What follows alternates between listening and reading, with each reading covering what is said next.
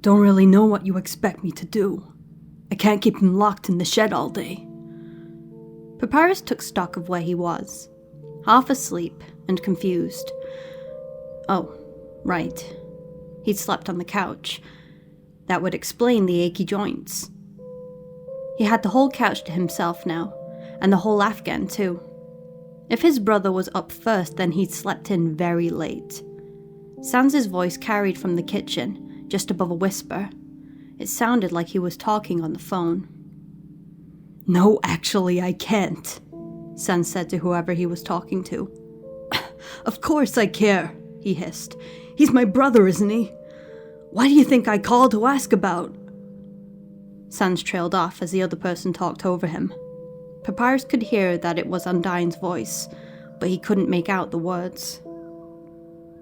They were talking about him. Immediately, he was back on guard. Pulling the Afghan up higher, he closed his eyes and forced himself to relax. If Sans happened to walk into the living room, he'd be none the wiser.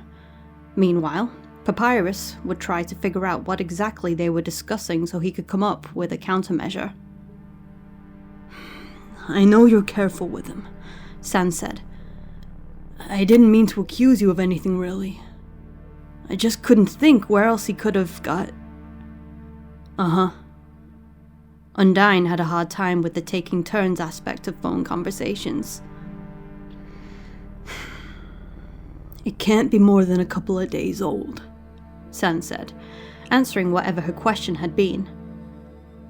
And it's bad. His ulna must have snapped clean through. You can see the line. And there's a spiral fracture running all the way down. Papyrus's hand found the mended breaks on his arm. The marks were faint. Anyone but another skeleton would have overlooked them, and he'd been careless enough to leave them uncovered at home. All of his long-sleeve shirts had been in the wash. Curse his refusal to wear dirty clothes. He should have known that Sans was bound to notice. Sans sighed.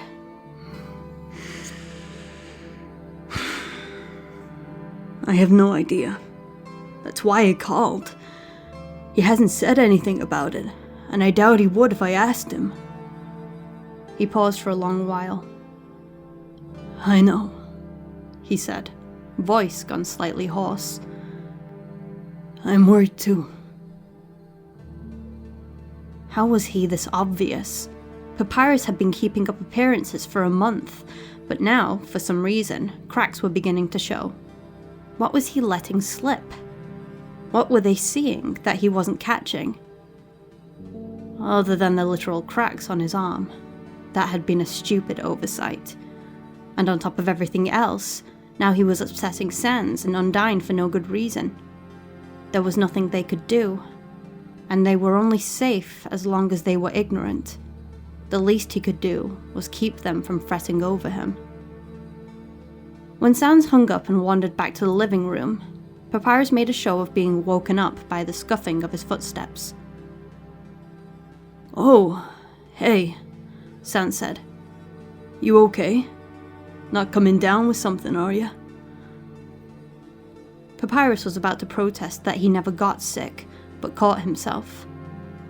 Maybe, he said. What time is it? He knew exactly what time it was. He could see the clock perfectly well. He checked it 20 minutes ago when he actually woke up. Sans frowned. It's 8:30, bro. You must have slept a good 9 hours. Sans' concern was well-founded. Papyrus generally slept for about half that long. He never needed much sleep. Lately, though, he hadn't been getting even the meager 4 hours a night he required. It had to catch up with him eventually. Papyrus sat up, his vertebrae audibly popping back into alignment. He might as well have been sick. Sleeping for so long on such an uncomfortable surface had left him stiff and sore all over. Reaching up, he pushed his fist against his jaw, left, then right, to pop his neck. That was a little better. When he stood up, his hip shifted in its socket with a dull thunk. Remind me to never sleep on this miserable thing ever again, he said. Sans shrugged. Never sleep on that miserable thing ever again. Thank you, Sans. A skeleton rolling their eyes, such as they were, was a very subtle maneuver and easy to miss, but Sans had seen that particular expression an uncountable number of times. Sans had the gall to laugh. Welcome. If he tried, Papyrus could almost forget about the phone call he just overheard, and pretend this was an otherwise average morning. Sans said, stuffing his hands in his jacket pockets. Undying called. Wants to do some training this morning. I told her you weren't feeling well, but since you're up, it's your call, obviously. If Papyrus hadn't known for a fact that Sans was lying to him, he'd never have been able to tell. His brother looked him square in the eye, with the same air of affable laziness as always. Papyrus wished he were that good an actor. It would solve a lot of his current problems. He supposed he'd simply have to practice. And the first step was going to Undying's for training.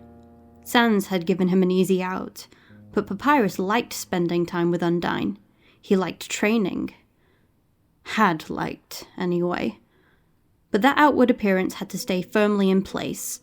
He'd been getting careless. No more. He couldn't bear to think of what might happen if their questioning got out of hand. No matter what it took, no matter how much of his soul shriveled inside him, he would keep them safe. Papyrus watched Undying measure out 20 paces. I really don't think this is a good idea, he said. On the 20th pace, she turned to look at him. I get that you're a little freaked out, but you gotta get back in the saddle. The massive crack in the wall drew Papyrus's gaze like a magnet. The mess had been cleared away, but the rock was marred for good. Undying snapped her fingers to get his attention. Hey! She glared, her facial fins pushed out stiff. If you start getting scared of your own magic, you'll never get it under control again. I don't want to hurt you. Papyrus knew he was annoying her. They were wearing their civilian clothes. Undying didn't have her armor to protect her, just the loose trousers, tank top, and boots she favored. The thin garments would be less than useless if he miscalculated an attack again. He'd heard of monsters with flesh getting horrendous infections when cloth was pushed into their wounds. Asking Undying to strip would likely be taken the wrong way. Papyrus abandoned the notion as soon as it entered his mind. Undying sighed. She wasn't a patient woman, but she was trying, and Papyrus appreciated it. You won't hurt me, Paps. Come on. She folded her arms. What happened to all the confidence you used to have? This, she said, waving at the crack, happens sometimes. Especially when you break out of a plateau like you did. You just have a little higher power level than you used to, and you need to get a feel for it. You know what you're doing. I trust you. The praise went right through him. Papyrus had to admit that Undying had a point, though. He had gotten scared of his magic, hadn't he? He was scared of a lot of things right now, but that was one thing he could actually do something about. You're right, of course, he said. That's a little more like it. Undying smiled. Nothing keeps you down for long, Paps. She squared her shoulders. If it makes you more comfortable, she said, summoning one of her spears, we can start with just me attacking and you defending, and we go from there, yeah? Papyrus settled into a defensive stance and reached for his own magic. Yes, he said, nodding. I can do that. Back when he'd first started training with her, Papyrus had found Undying intimidating and an absolute terror to spar with. Once he'd gotten to know her, however, he'd found that beneath her rough-and-tumble exterior was a passionate and caring person. Well, the rough-and-tumble went all the way down, actually, but she was more than capable of showing her finer feelings, in her own unique way. He admired and liked her immensely. She was his first and only close friend aside from his brother.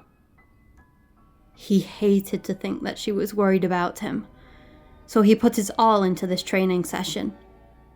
For the first quarter hour or so, he simply dodged her attacks. This didn't require any use of his magic and gave him some time to get into the proper headspace. By the time she started to pressure him a little more, he was able to smoothly transition from dodging to blocking. She praised him for that. For whatever reason, Undying disapproved of dodging attacks. Blocking, in her opinion, was more direct, and therefore better and more honourable. Papyrus didn't see what difference it made as long as he didn't get hit, but he was trying to make her happy, so he stood his ground. Undying's spears shattered against wall after wall of bones. As his magic flowed easily and disaster kept failing to strike, he started to loosen up. His defenses became more elaborate, more proactive. Rather than simply wait behind his walls, Papyrus tossed bones out to intercept attacks in midair, where bone and spear both dissipated in a shimmering burst of spent magic. Undying answered by varying her attacks, forcing him to adapt his defenses further. Against his better judgment, Papyrus started to have fun. Undying was a great fighter, and their differing styles made sparring exciting and challenging. "All right," Undying said, not letting up on her barrage. "Warm-up's over. I'm going to keep hassling you until you counter me." Here was where things could go south. But Undying wasn't overwhelming him with attacks the way Flowey did, and Papyrus was able to focus. Undying left herself open briefly between throws. She had a big follow-through to go with her big attacks. Papyrus watched, gauging the timing. Undying launched another volley. Dropping his defenses, Papyrus ducked to one side and flicked a weak counterattack at her. It skimmed through the air like a skipping stone, heading for Undying's ribs. She summoned a spear into her hands and battered it aside. The miniature bones scattered in a little magical poof. "I may as well have let it through," she said. "You can hit harder than that, man." She adjusted her grip on her spear. It glowed, more solid and real in her hands. Apparently, it was Papyrus's turn as attacker. He took a deep breath, shifting his stance. Nothing had gone wrong yet. He could do this. His first volley coalesced around him. He felt each waiting attack as a light tug on his soul as he fed them. They were formed just as he'd intended, and were exactly as strong as he wanted them to be. At the precise moment, he released them, in the sure knowledge that even if Undying took each and every one square in the face, she would only be mildly injured. Undying blocked each and every bone, swatting them from the air and cutting them off at their connection with the ground as necessary. "Too easy!" Papyrus frowned. If she wanted to defend, then she'd defend the way Papyrus thought was best. He started his next attack. Where Undying's strategy was to pin her opponent down in one place, Papyrus formed his attacks into patterns that forced his opponents to move. Undying quickly figured out, after a couple weakish hits, that she couldn't effectively block both waves of bones that were now flanking her, and she stopped digging her heels in. Papyrus couldn't help but find it a little gratifying to watch Miss head-on jigging back and forth to avoid his attacks. "Hey, Paps," Undying said between hops. "If you're gonna keep it up with these wimpy..." She stumbled when a bone smacked into her back, knocking her forward half a step. "These wimpy attacks," she continued, righting herself without missing a beat. "You could at least make me blue or something. I want to get some kind of workout out of this, you know?" The waveform faltered. "Are you sure about that?" Papyrus certainly wasn't. Undying seemed to enjoy training under the effects of Papyrus's special technique. She always said it made her feel like Goku, whoever that was. He didn't feel that now was really the ideal time to hobble her like that, not when he still wasn't sure if his magic would keep behaving itself. Undying straightened up to her full height and nodded. Yeah, look," she said. "You're attacking me like you're sparring with Sans or something. Give me some excitement for cripe's sake." "Well," Papyrus said, not liking the idea at all but wanting to please his commander and friend. "If you insist, I guess." "I insist. Lay it on me, Paps." Papyrus carefully tuned his magic. Bones shimmered into existence around him, icy blue. Remember to hold still until it's done, he said. He knew she knew how his blue attacks worked, but it helped calm his own nerves to say it out loud. Undying did hold completely still, letting the attacks phase harmlessly through her. She shivered just slightly as they did so. Blue attacks felt a bit unnerving even when they were expected, cold and tingly. By the time the wave was finished, the effect had taken hold. Undying sank to a kneeling position, propping herself up with her spear. 200 times the Earth's gravity, he heard her mutter to herself. That wasn't at all how his attack worked, but Papyrus knew better than to correct her. Are you okay? He said. They trained this way dozens of times before, but he couldn't shake the feeling that they were tempting fate when they did this. Undying grinned. Never better. She lobbed her spear at him, summoning a new one into her hands. Papyrus sidestepped the spear. It wasn't even a real attack as much as a strong hint to get back to fighting. They exchanged blows this way for a good while, Undying dodging well despite her hindered movement. Papyrus came to the decision that she'd been right all along. He really only made it more likely that an attack would go wrong by stressing about it. This was fine. He knew what he was doing, and so did Undying. He needed to trust her too.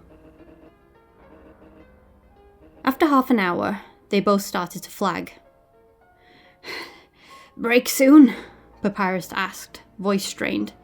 It was taking more and more attention to keep his attack patterns well formed while defending against Undying's spears. He could tell she was just as tired. 5 more minutes. Undying leapt clear of an undulating wave of bones. She landed heavily, grunting. We still got some juice left, Paps. Keep it going. Her gills were flared wide as she gulped air through her mouth. Papyrus skipped out of the way of another volley of spears while he wove together one last pattern. His friend was tired, whether she wanted to admit it or not, so he structured the attack in a way that would demand accurate small movements to dodge. Failing that, she could probably block most of it. He raised his arm to throw the attack. A gold-coloured something moved behind Undying. Distracted, he focused past her. Flowey smiled and waved a leaf at him. Everything went wrong. Papyrus jumped back, panic slamming into him like an avalanche. His attack tore free, misaligned and far too strong, ripping along the ground straight for Undying. If she hadn't been blue, she could have gotten out of the way. But she was too heavy, too tired, and there was no time. In the split second before his attack hit, Papyrus saw her brace herself, barring her spear across her chest, planting herself firmly, teeth bared. Papyrus had started running as soon as the attack launched. He stumbled as he watched it hit, shattering Undying's spear in an instant and tossing her across the yard like a rag doll. Undying!